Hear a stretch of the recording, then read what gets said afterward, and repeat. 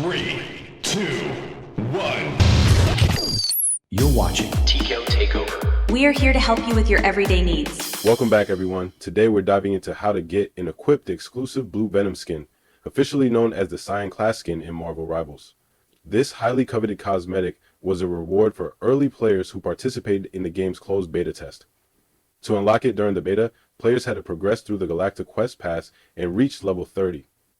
If you achieved this milestone, the Cyan Class skin automatically carried over to your account in the full game. To equip it, log into Marvel Rivals, head to the Heroes menu, select Venom, and choose the Cyan Class skin from the available cosmetic options.